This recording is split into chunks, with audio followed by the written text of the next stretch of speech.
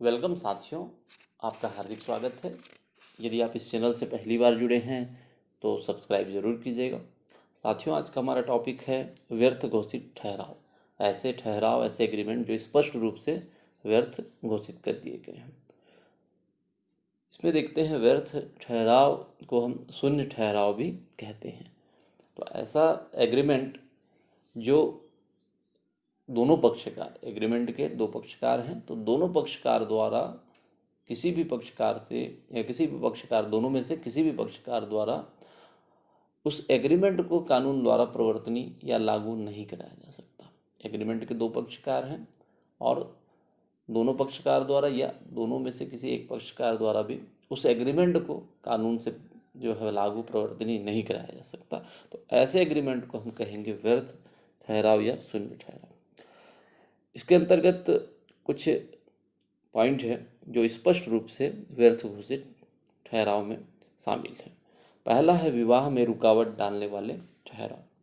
धारा 26 अनुबंध अधिनियम की धारा 26 के अनुसार तो ऐसे एग्रीमेंट करेंगे जो किसी के विवाह में रुकावट डाल रहे हैं, तो ऐसे एग्रीमेंट को भी व्यर्थ घोषित किया गया है। जैसे कि राम अगर मोहन से कहे कि तुम आजीवन शादी न करो तो मैं तुम्हें 1 लाख रुपए दूंगा, तो इस टाइप के जो एग्रीमेंट हैं वो व्यर्थ घोषित है।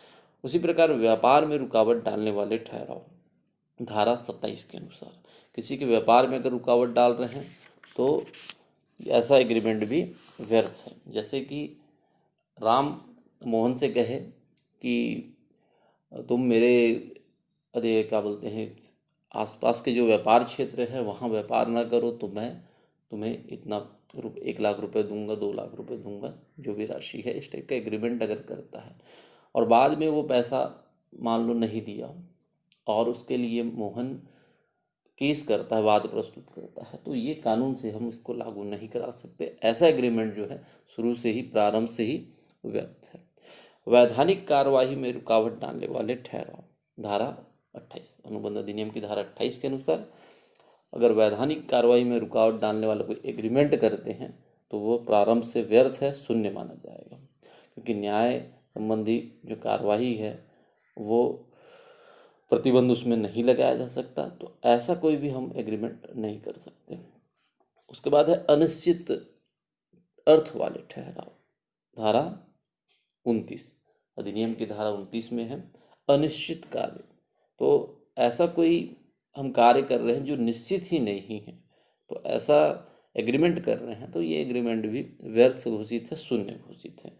जैसे राम जो है मोहन को बोलता है कि 200 टन तेल बेचना है ना, 200 टन तेल बेचने का एग्रीमेंट कर रहा है।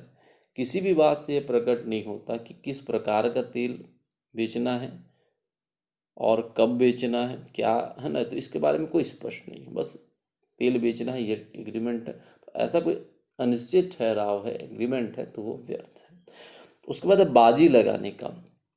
ये बाजी जो लगाते हैं वो भी ठहराव जो है, एग्रीमेंट है, वो व्यर्थ घोषित किया गया है। अनुबंध अधिनियम की अंतर्गत बाजी के जो एग्रीमेंट होते हैं वो व्यर्थ रहते हैं। इसके बाद है असंभव कार्य करने के ठहराव, इसको रखा है धारा 56 में। तो असंभव कार्य ऐसा जो कार्य है जो असंभव है। मान लो राम मोहन से बोलता है जादू से किसी खजाना उजाना का पता चल जाए, या फिर ऐसा संभव कार्य जो हो ही नहीं सकता है, तो ऐसे कार्य का जो एग्रीमेंट अगर हम करते हैं, है ना, तो जादू की बात करें या फिर अप्रत्याशित कोई घटना की बात करें जो संभव नहीं है, तो ऐसा एग्रीमेंट जो है वो स्पष्ट रूप से व्यर्थ है, शून्य घोषित है। तो इसके अंदर 6 पॉइंट हैं। फिर से, विवाह में रुकावट डालने वाले ठहराव, व्यापार में रुकावट डालने वाले ठहराव, वैधानिक कार्यवाही में रुकावट डालने वाले ठहराव, अनिश्चित अर्थ वाले ठहराव, बाजी लगाने के ठहराव और असंभव कार्य करने के ठहराव। तो ये 6 पॉइंट आप अच्छे से याद रखिएगा। साथ ही इसकी जो धाराएं हैं 26, 27, 28, 29, 30 कंटिन्यू, इसको भी अगर क्रम से याद कर लेते हैं तो अच्छा रहेगा। परीक्षा में अगर इसको मेंशन करते हैं तो आपके आंसर राइटिंग में अच्छा प्रभाव पड़ेगा। लेकिन साथ ही ये कहूँगा कि यदि धारा आप याद नहीं करते हैं तो कोई बात नहीं, गलत धारा आपको लिख के आना नहीं है परीक्षा में। तो अगर धारा याद है तो ज़रूर मेंशन कीजिए, नहीं है तो उसको गलत ना लिखें कि हमको धारा लिखना है बोल के। तो गलत लिखेंगे तो उल्टा प्रभाव, नकारात्मक प्रभाव पड़ता है। तो साथियों, उम्मीद करता हूँ ये वीडियो आपके लिए यूजफुल हेल्पफुल रहेगा। लाइक शेयर कमेंट के माध्यम से अपना प्यार देते रहें। Thank you.